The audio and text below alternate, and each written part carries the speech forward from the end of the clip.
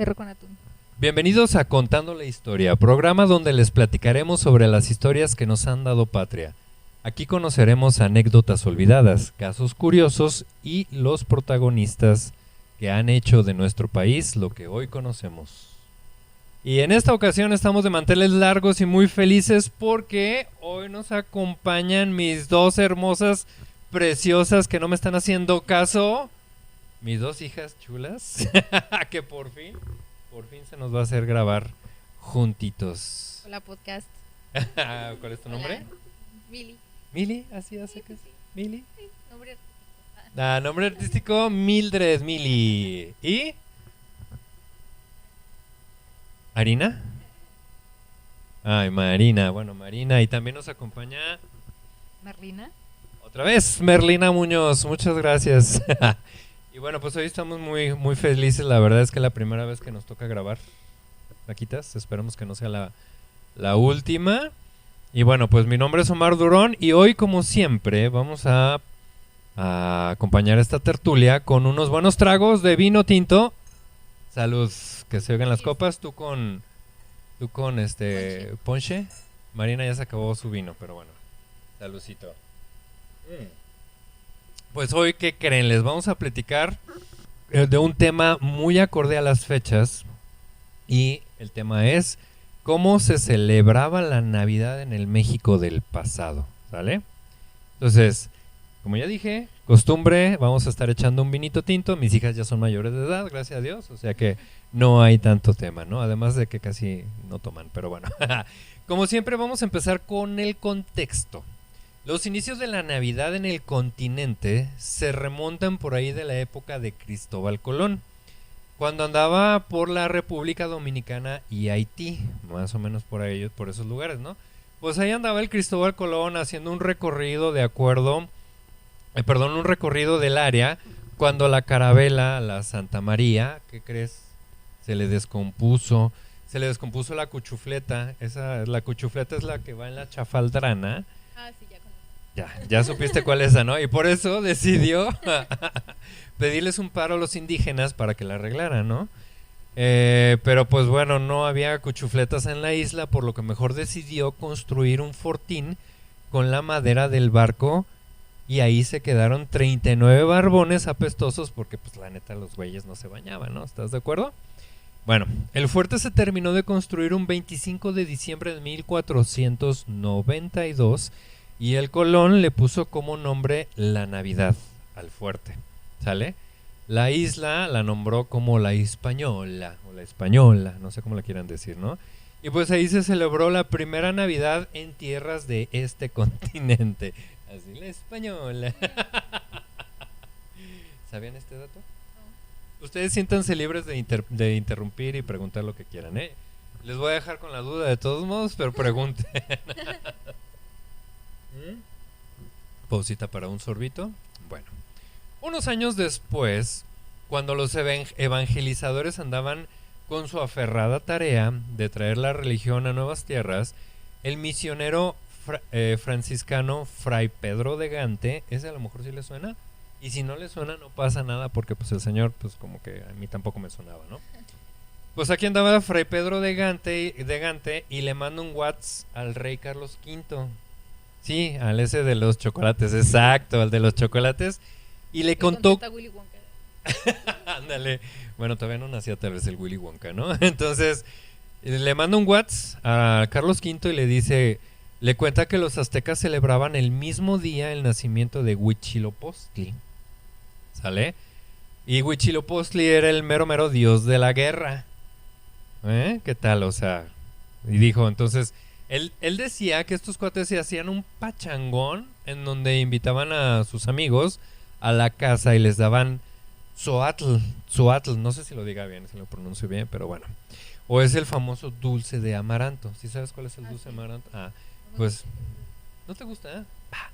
Bueno, los aztecas invitaban a la raza el 25 de diciembre porque ellos festejaban el nacimiento de Huitzilopochtli y les daban su dulce amaranto.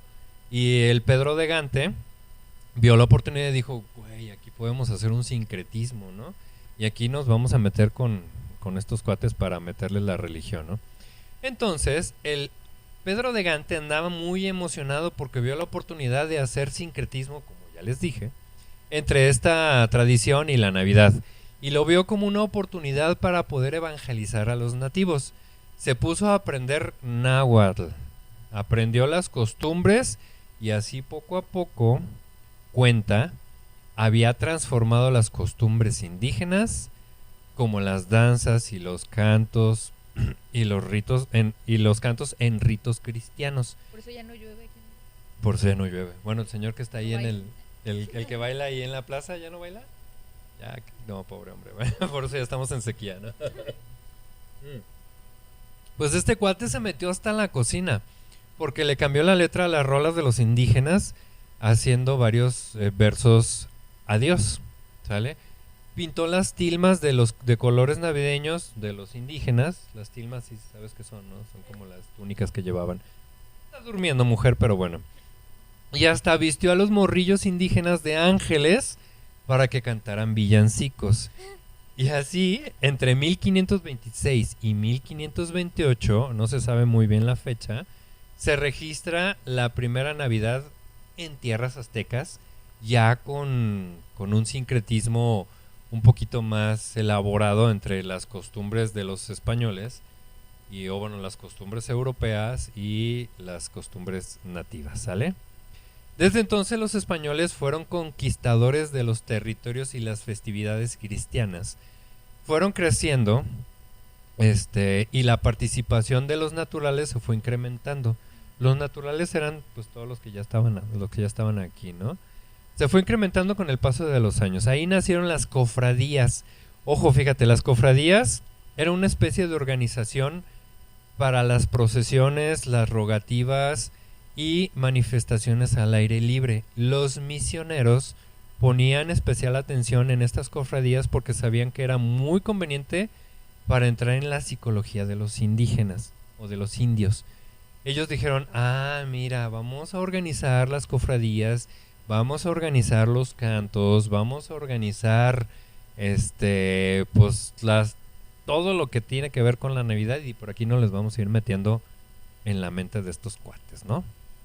Bueno, en la noche de Navidad se ponían lumbreras o fogatas en los patios de las iglesias y de las casas.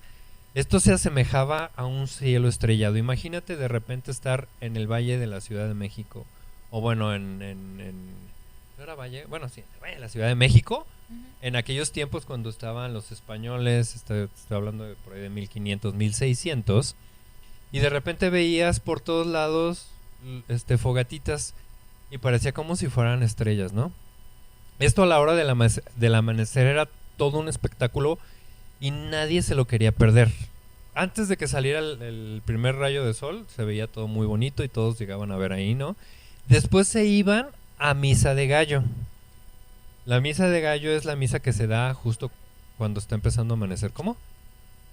¿Misa de gallo con caballos? A lo mejor no sé. No había caballos todavía. No sé si había, los españoles lo trajeron, acuérdate. Bueno, en la misa de gallo las puertas de las iglesias en ese momento permanecían cerradas y se abrían cuando llegaba el tropel de la gente. Es decir, ya tenían a todos los indígenas ya súper bien adoctrinados, y pues ya todos iban a ver las lumbres que les comentaba que estaban en los patios, y de repente abrían las puertas y entraban todos a misa de gallo, ¿no?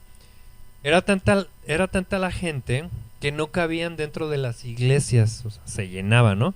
Por lo que los padres salían a los patios a celebrar misa ahí mismo.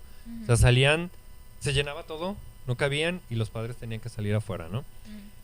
También se ponían portales representando el nacimiento de Jesús, y estos se dejaban hasta el Día de Reyes, no hasta febrero o marzo, que ahí andan queriendo quitar el árbol y todos los adornos. Sí. No. De hecho, yo soy antinavideño, pero bueno. Entonces, ahí empezaron a nacer también un poco los nacimientos o la representación de los portales aquí en México, ¿sale? Ok, vamos a avanzar un poquito en la época. Ya en la época virreinal, la tradición navideña se arraigó más. Nacieron las posadas, las pastorelas y la piñata de 7 puntas, que los asistentes debían de darle guamazos para romperla. Ahora, ¿saben qué significan las 7 puntas de las piñatas? Ah, ¿O no? sí sabía, pero no me acuerdo. Ajá, exactamente, los 7 pecados capitales. Y romperla Sí. con los ojos cerrados significaba que la gente renunciaba y que estaba en contra de estos pecados, ¿no? No como ahorita que hacen piñata hasta de todo, o sea, de todo menos de Buzz Y las del Lightyear. burrito, esas de colores están bonitas. ¿Cuál burrito de colores? Los que son, ¿Eh? no, los que son como, no, los que son caballo, las típicas piñatas mexicanas, caballo. Pero Marina que sí no se oye. Pero bueno, entonces la original piñata debería de tener 7 puntas porque cada una de las puntas representaba un pecado capital. ¿Sale? Ahora vamos a darle salucita Espera. con ponchecito. Salud, que se oigan las copas. Que decía Iván que copas que no suenan no son sinceras o algo así. Pero bueno. Ahora, las posadas se llamaban misas de aguinaldo, no eran posadas. El nombre era misas de aguinaldo y se celebraban del 16 al 24 de diciembre. Ahorita yo no sé cada cuándo empiezan las posadas. ¿Cuándo empiezan? Ni idea. Pero bueno. Ya te robé un poquito de ponche. Y se celebraban del 16 al 24 de diciembre, en donde a todos los que asistían se les daban unos pequeños regalitos que eran llamados aguinaldos. ¿Sale? Ajá, exacto. Fíjate, estos incluían caña de azúcar, frutas de temporada, cacahuates o algún otro dulcecito. ¿Sale? Estas misas se hacían en las afueras de los templos, donde también rompían las piñatas de 7 puntas. Y esto con el tiempo se fue trasladando también a los hogares de las personas. O sea, no nada más afuera de los templos se hacía, sino que ya al principio era afuera de los templos y ya después se fue a las casas, ¿no? Ahora, el virreinato sufrió un pequeñito inconveniente que se llamó independencia mexicana. Ah, qué mal. Puedo decir cualquier cosita, casi nada, ¿no? Ya sabes, la época de Hidalgo, de Allende, de Aldama, de Morelos y todos los héroes que nos dieron patria. Bueno, todo cambió. Nos hicimos una nación con nuevas reglas, nuevos dirigentes, nuevo casi todo. Pero ¿qué crees? Que la Navidad resistió todos estos cambios y al contrario de lo que se pudiera pensar, tomó más fuerza y se empezó a ver como una época de reconciliación y esperanza. ¿Ya acabaste? Ah, bueno, ok. Nada más estábamos preguntando a ver si había acabado de soltar el celular la señorita, que como todo adolescente ya sabes que... Fúnenla, ¿Cómo, Mili? fúnenla. Ok. Entonces, estamos hablando, fíjate, estamos hablando de reconciliación, paz y esperanza, ya que No, estamos fúnenla. peleando. Sí, que la funen. Sí, fúnenla. Bueno, entonces llega el tiempo del Segundo Imperio Mexicano. Vamos muy rápido. Este capítulo va a ser muy corto, pero va a estar, va a ser muy rápido, ¿sale? Llega el tiempo del Segundo Imperio Mexicano. Estamos hablando de 1863 a 1867. ¿Sí saben quién estuvo en el Segundo Imperio Mexicano? Es correcto. Y la doña Carlota. Carlota la loca. Carlota la loca. ¿Se volvió loca al final? ¿Y el Sí, primer imperio? Le mataron a su chulo. ¿Y el primer imperio? ¿Cuál fue? El de Iturbide. Ah, ¿verdad? Y yo, Bueno, estamos hablando de los tiempos pomposos de Maximiliano y la Carlota. Bueno, estos cuates cuando llegan a México no solamente traen la aristocracia al país, también trajeron sus tradiciones europeas. Y como era de esperarse, y pues, ¿por qué no? Las instauraron aquí. Al final, pues ellos decían que eran los emperadores, ¿no? Y se preguntarán qué tanto aportaron estos austriacos a la Navidad en México. ¿Alguien sabe? ¿Tú sabes? el ¿No? pino de Navidad. El árbol de Navidad, es Sí, correcto. Pues bueno, Carlota Amelia, además de darle el nombre al postre ese de limón y galletas Marías tan feo que la neta a mí no me gusta. No me gusta, discúlpenme, no me gusta. Pero bueno, un día, por ahí de 1864, seguramente cercano a la Navidad, se puso a adornar un árbol que estaba dentro del castillo de Chapultepec, naciendo así la tradición de poner el árbol de Navidad en tierras mexicanas, porque esto del árbol de Navidad trae un contexto mucho más amplio y más antiguo, ¿no? Y ya estamos hablando de tradiciones paganas y todo el rollo, pero bueno. Ajá, no lo voy a decir porque ahorita estamos en épocas navideñas y todo es amor y todo es paz. Pero bueno, como les dije, el periodo de los emperadores duraría muy poco tiempo y después del fusilamiento del Max en 1867 y el exilio de Carlota la Loca, esta... No lo hubieran mandado a su país para que lo mate. Ella se fue. No. Maximiliano. Bueno, Yo siento que estaba chulo. Maximiliano, mira, a Maximiliano le dijeron, vámonos, él ya había llegado hasta Veracruz, ya había embarcado sus cosas, sus platos, sus vajillas, sus posesiones personales, ya las había subido a un barco y le dijeron, véngase, vámonos. Y el Max dijo, no, yo aquí me quedo, creo que todavía la puedo rifar. Y ándale, se lo ejecutaron. Pero bueno, después del exilio de Carlota la Loca, esta tradición del árbol navideño se dejó en segundo plano, ¿no? Al final ya la raza no quería saber nada de los Habsburgo. Bueno, un poco antes de los Habsburgo, en la época de la segunda intervención francesa, te digo, Marlina, que los franceses estaban metidos en todos los conflictos. En todos los conflictos, y esos nada más andaban haciendo la de emoción por todo el mundo. Pero bueno, en la época de la segunda intervención francesa, es a donde los franchutes llegaron a querer cobrar unos bonos que les debíamos por unos pedillos con un pastelero y otras cosillas más. Cositas. Ajá. Andaba un personaje llamado José Miguel Pascua Negrete Novoa. Ajá, para los cuates, Miguel Negrete. A lo mejor eso ya les suena más, ¿no? Bueno, pues el Mike... No. El Mike fue ministro de guerra de Benito Juárez. Participó con Porfirio Díaz en el plan de la Noria para que Juárez no se reeligiera. Qué contrariedad, ¿no? Pero bueno. Ok, ya hablamos de un poquito de Díaz, ¿no? Después también acusaría a Porfirio Díaz de querer hacer lo mismo, de la reelección. ¿Vale? Participó en la batalla de Puebla. Este señor fue uno de los que estuvieron ahí tirándole guamazos a los franceses. Todos lados andarse. Ajá. Se levantó en armas contra la dictadura y al final, después de todo esto, porque ya obviamente ya lo funaron, como dijo Mili, lo traían ya pan y agua al pobre, pues al final lo indultaron por sus actos heroicos que había tenido en la batalla de Puebla, ¿no? Bueno, pues este cuate, después de que lo perdonaron, se retiró a la vida privada. Dijo, yo ya no quiero ser militar, yo ya no quiero estar en el mitote de la guerra, yo ya estoy muy... ¿Vale? Pausito para un traguito. Sale, cheers. Bueno, después de esto, de la segunda intervención francesa... Ay, espérate, ¿qué?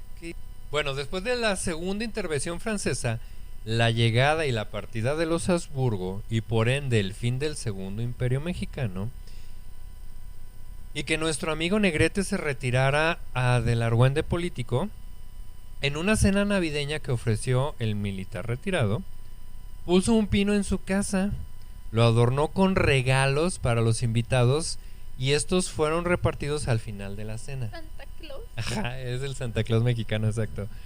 Esto llamó mucho la atención de la prensa que difundió este acontecimiento como lo más lo más cool del momento, haciendo que muchos lo imitaran y fue así que la tradición del arbolito de Navidad en México llegó para quedarse. Lo debemos a Carlota y después... Gracias, Carlota. Gracias por el árbol y después a Miguel Negrete, porque ya con él se hizo más famoso el arbolito de Navidad, ¿no? Y pues no tantas gracias a Carlota porque pues, el postre está bien pinche feo. Pero está muy bueno. No me gusta. No me gusta, pero bueno. ¿También te gusta? ¿A todo el mundo le gusta? ¿A ti, Marina, te gusta? Únenlo. Sí, o sea, soy el único que no me gusta. Únenlo. Dios mío, no me vayan a regalar esa madre. Bueno, a mí regálenme, no sé, un pastel de 3 leches, eso sí me encanta. Únenlo. Bueno, avanzamos un poquito más en el tiempo y llegamos al periodo del Porfiriato. Ese donde Porfirio Díaz marcaría toda una época en la historia mexicana, el afrancesamiento de la sociedad, y se puso de moda, por supuesto, que Díaz tuvo una participación muy navideña en todo este desmadre, ¿no? Porfirio Díaz era un mastermind. De, pues, Porfirio Díaz hizo muchas cosas, a veces, sí, ándale. Mastermind. Bueno, maybe. Mira, agárralo tú ahora. Sí, agárralo. Es un personaje interesante, ¿sí? Bueno, hasta antes de aquí, la Navidad era una manifestación de la fe y la importancia de las creencias de los participantes. Es decir, antes de que Porfirio Díaz llegara al poder, la Navidad se consideraba un acto muy religioso. Acuérdense que venimos desde los franciscanos que estuvieron aquí evangelizando y todo lo hicieron con un tinte muy, muy religioso, ¿sale? Cuando llega Díaz, cambia un poquito todo esto de la fe, ¿no? Ya en la época de Porfirio Díaz se fomentaron estas fiestas más como una diversión, una experiencia comunitaria para acercar a sus participantes y así poder estrechar sus lazos. Aquí fue un tema ya más fraternal.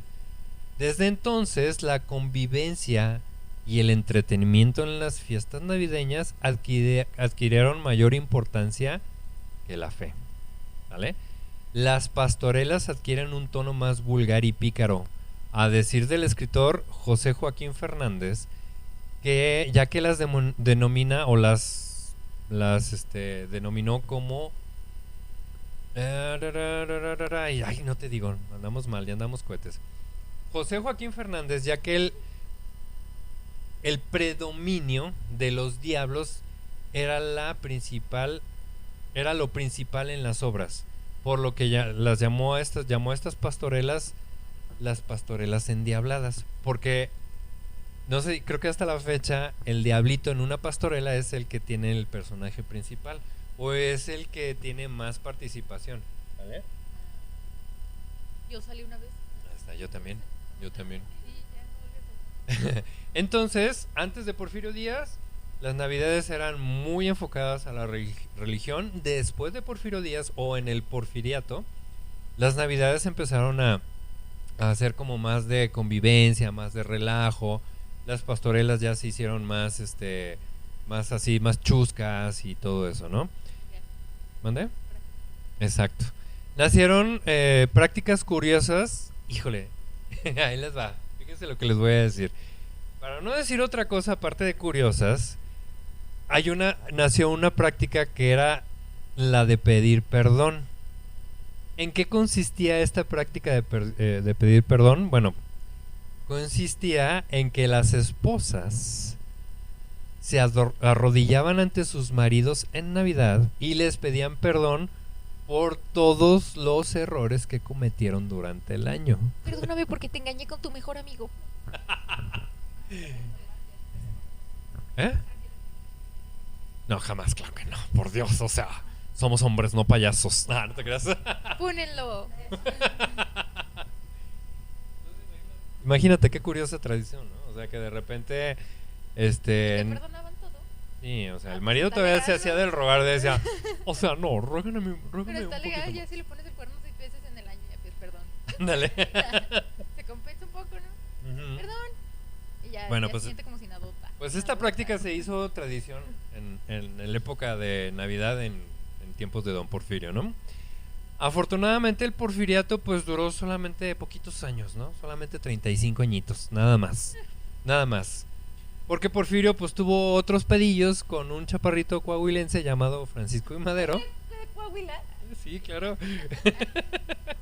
Otro chaparrito llamado Francisco I. Madero. Y bueno, pues que truena la Revolución Mexicana. Época de revueltas y de muchos cambios. Pero ¿qué creen? La Navidad seguía como tradición. Y por el contrario de lo que se pudiera pensar, la Navidad fue un aliciente de consuelo y unidad de unidad en medio de tanta adversidad. Ya habíamos pasado el porfiriato, donde las mujeres se hincaban para pedir perdón por sus errores, no por los pecados, por los errores que habían cometido en el año, que a lo mejor no habían cocido bien el botón, o que no habían calentado bien la tortilla, O que no le habían dicho bien a la sirvienta, porque pues eran las mujeres las de sociedad las que hacían eso, ¿no? Que no le habían dicho, no le habían dicho bien a la cocinera que cómo hacer el platillo. Ah, exacto, ya saben, ¿no? Pero bueno. Y de repente, ¡pum! Llega la revolución y pues ya sabes, ¿no? Tiempos muy violentos, muy convulsos y demás. En los 10 años que duró la revolución, la sociedad sufrió muchas transformaciones muy radicales. Ya que los conflictos políticos y enfrentamientos armados estaban a la orden del día. Pero las navidades en este periodo fueron un momento de conexión familiar, ya que muchas familias que estaban separadas por este conflicto buscaban la manera de mantener viva la esperanza y la tradición, sobre todo en las zonas más afectadas por la guerra. ¿Sale? Las comunidades, a pesar de las carencias económicas y con mucha creatividad, solidaridad, se encargaban de hacer las fiestas de manera modesta, pero muy significativas. Acuérdate que cuando estábamos en la época de la revolución no había dinero para nada más que para la pura revolución, ¿vale? Mucha de la gente fue desplazada, mucha de la gente se iba a la misma revolución, dejaba a veces familiares en casa, o se llevaban a la mujer y a los chilpayates a andar en la guerra y dejaban el hogar atrás, ¿no? Entonces los nacimientos, que por lo mismo eran muy modestos, porque no había tanta lana, se volvieron un símbolo de resistencia, de resiliencia y de fe. Los nacimientos. Por lo general eran hechos con materiales muy simples y con lo poco que se tenía a la mano. O sea, no es como ahorita que ponen el Melchor, Gaspar y va a saltar. ¿Cuál es el negrito? Él va a saltar. Sí. Bueno, que los ponen y los ponen luces y que ponen hasta un nacimiento viviente, ¿no? Antes se los hacían así con lo que tenían, con lo poco que tenían, un monito de paja y se acabó, ¿no? Ahorita les ponen hasta un Spider-Man ahí en los nacimientos. Yo ¿no? en el nacimiento tengo una Kitty.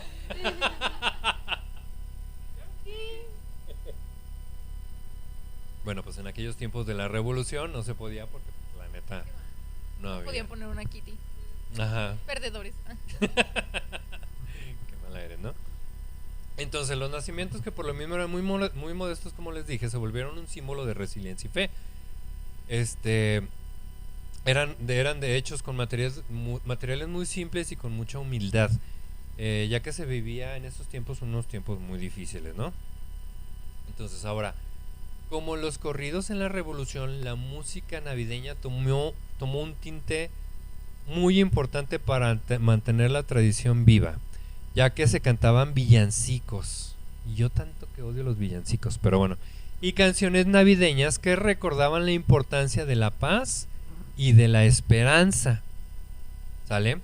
En estas canciones era un recordatorio de lo pasajero de todos los tiempos. O sea, los tiempos malos eran pasajeros y que tenían la promesa de llegada de tiempos mejores, ¿vale?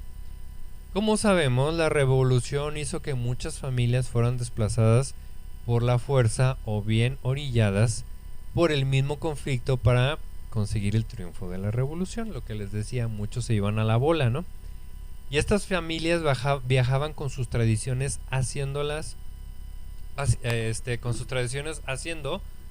de la Navidad dándole un sentido hogareño en medio del campo de batalla. La Navidad se convirtió en un momento cultural de resiliencia en donde las familias compartían sus relatos, rezos y alimentos tradicionales para poder mantener su identidad en tiempos de muchos cambios.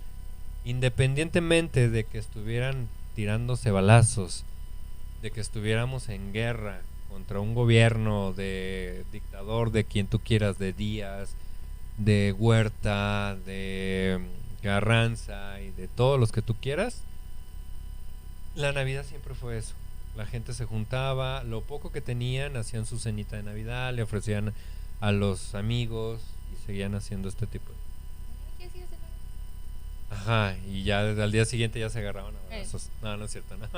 Bueno, durante la revolución se juntaron muchos aspectos negativos para la población mexicana, como la misma guerra en sí y las dificultades económicas. Sin embargo, la época navideña fue un recordatorio de compasión y solidaridad en las zonas más afectadas por la revolución.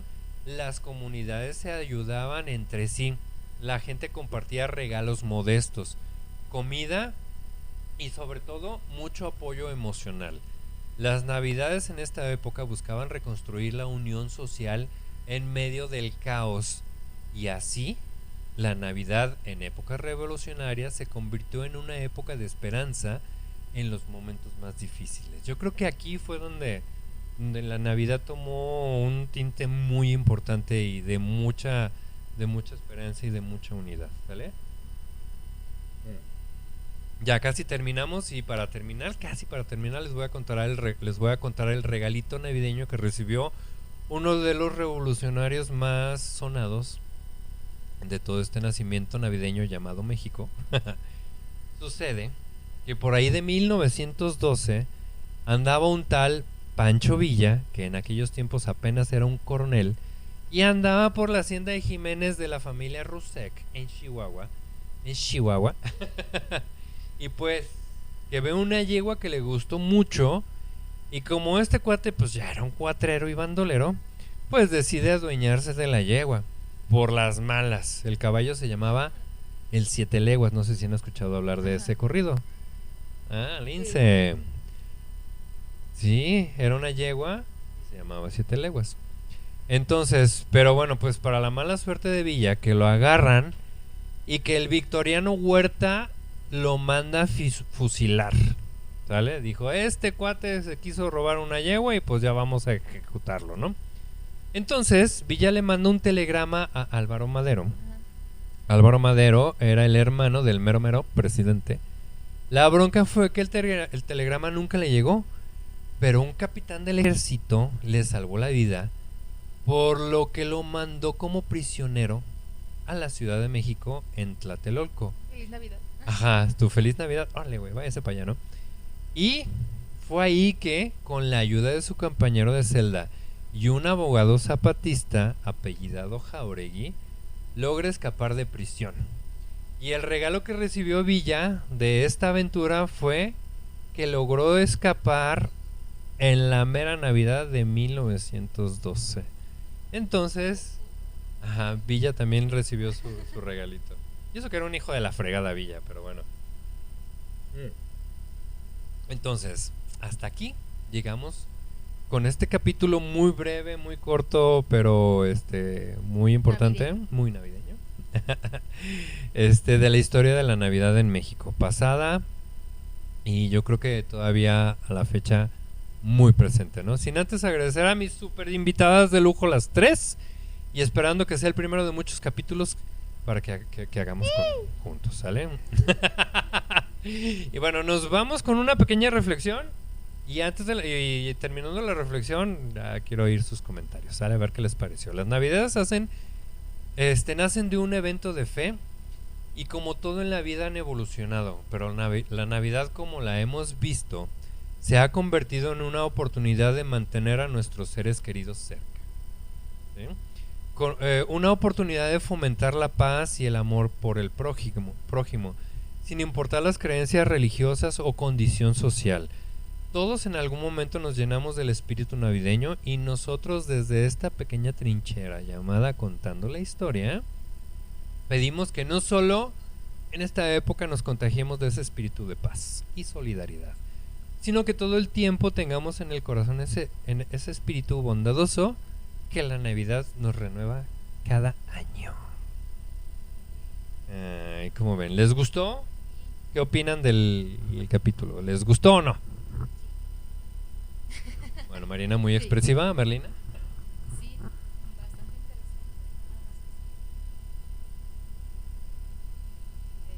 ¿Qué tantas, cómo convergen las religiones, la cultura?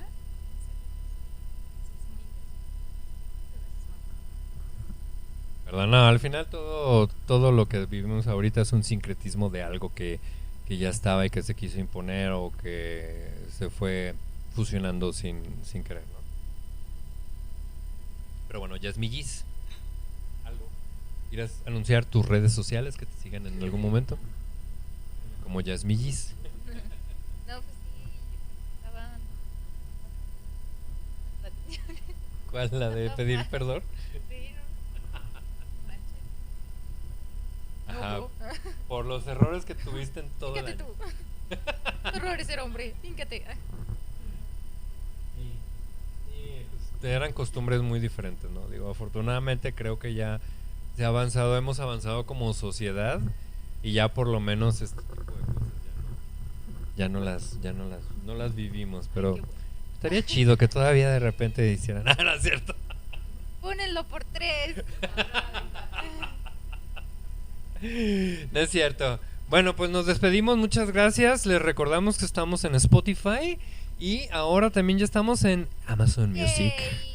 Próximamente vamos a estar en Apple, pues sí, también. Ay, es que los iPhone no les entiendo, la neta. Bueno, pero próximamente vamos a estar en iVoox. iVoox es una plataforma española. Bueno, donde, sí, no sé si sea de España, pero España tiene mucha presencia ahí. Me van a escuchar diciéndole, mentándole la madre a los españoles, seguramente. Pero me vale madre. Próximamente, ándale. Próximamente en iVoox, creo que también puedo subirlo a iHeartRadio, no sé. Voy a buscar a ver qué más. Pero bueno, el chiste es que nos escuchen. Por favor, recomiéndenos. Este capítulo a lo mejor estuvo muy cortito. Dura 37 minutos, que no está tan mal. Digo, después de las 2 horas de borrachera que nos habíamos tomado en capítulos anteriores. Este ha sido muy sano porque no hemos tomado ponchecito y vino. Pero bueno, escúchenos. Tenemos una paginita de Facebook que se llama Contándole Historias. Denle like, síganlo. Por ahí de repente subo cositas de los próximos capítulos y chalala. Pero ahí estamos, ¿sale? Entonces, pues nos despedimos. Mi nombre es Omar Durón. Muchas gracias otra vez a mis invitadas. Y gracias a la anfitriona de la casa, que estamos aquí en casa de Merlina. Y bueno, me despido. Mi nombre es Omar Durón. Y que pasen un muy feliz Navidad. Adiós.